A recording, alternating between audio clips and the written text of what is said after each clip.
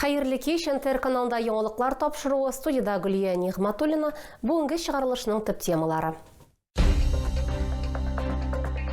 Көндәлек әйберләр, медикаментлар, җылы киемнәр, Түбән Кама укучылары, актив волонтерлар. Ватанпәрвәрлек хисләре кечкенәдән 23-нче балалар бакчасында тәрбияләнүчеләр хәрбиләр өчен коры душ ясауда катнаштылар. Каһарман Түбән Камалылар. Хәрби бурычларын үтәгәндә һәлак булган солдатларга орден медальләр тапшыру тантанасы узды. Башкарылган эшләргә йомгак һәм киләчәккә планнар, Үзәк мәчеттә мәхәллә җыелышы үтте.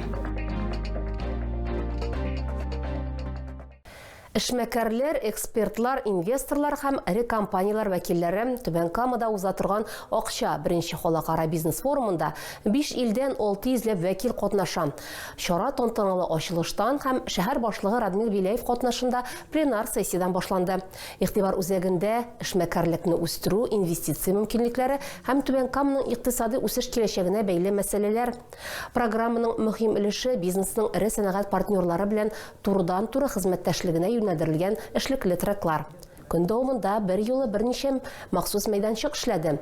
Мәгариф секцияларына аерым игътибар бирелде. Форум мәйданчыклары берничә локация буенча бүленгән: зур зал, IT зал, кече зал һәм коворкинг. Бу катнашучыларга инвестициялар һәм цифрлаштырудан алып тармак дискуссияләренә, дәүләт структуралары белән үзара хезмәттәшлеккә һәм ислам финанслары белән эшләүгә кадәр уңайлы юнәлеш сайларга мөмкинлек бирде.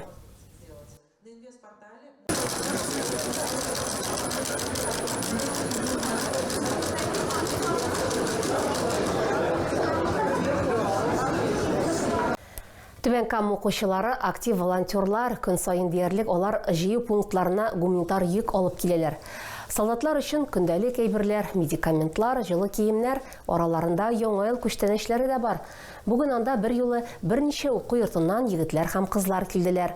Булар 9-11 мәктәпләр, 24 лицей белән 1 гимназия укучылары. Гуманитар йөк төягән газель инде юлга кузгалды. Химиклар проспектындагы 72Б адресы буенча урнашкан гуманитар ярдәм пунктында посылкалар җыю дәвам итә. 23-нче балалар бакчасында тәрбияләнүчеләр хәрбиләр өчен коры душ ясауда катнаштылар. Мастер-класста чыгарылыш төркемендә тәрбияләнүчеләр катнаштылар. Быел алар беренчеләр хәрәкәте Бөтен Россия оешмасына кушылдылар. Тәҗрибәле остазлар, мәктәп укучылары балаларны волонтерлык хәрәкәтенә багышладылар. Осталык дәресен игелекле йөрәкләр төркеме волонтерлары үткәрде. Балалар солдатларга хатлар да яздылар. Бакчада гуманитар ярдәм җыю пункты да эшли. Коллектив һәм балалар әти-әниләре белән бергә хәрбиләргә кирәкле әйберләрне алып киләләр.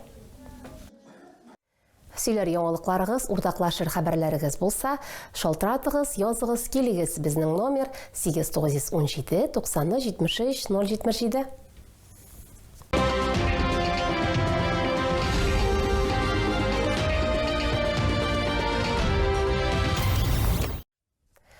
Олар ахырга кадәр ватанга тугры калалар. Сүз каһарман Түбән Камалар турында бара. Хәрби бурычларын үтәгәндә һәлак булган солдатларга орден медальләр тапшыру тантанасы Татарстан кадетлар корпусында узды. Дәрәҗәле бүләкләрне махсус операциядә катнашучыларның ата-аналарына һәм туганнарына тапшырдылар.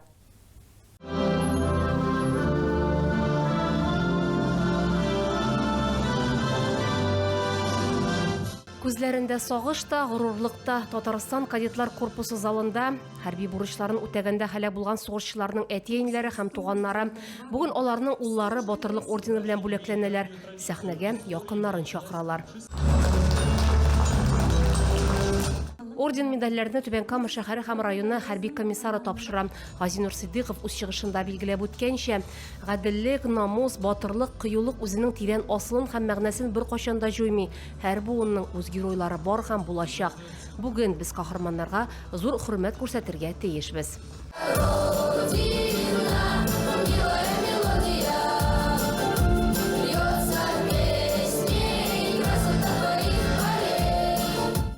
Бүләкләү тантанасын истәлекле дата, Ватан каһарманнары көненә багышлыйлар. Мөхтәрәм кунаклар алдында кадетлар корпусында тәрбияләнүчеләр чыгыш ясый. Барлыгы 40 дәүләт бүләге тапшырыла. Төзелеп килүче Аккаен мәчетен тышлау эшләре төгәлләнде.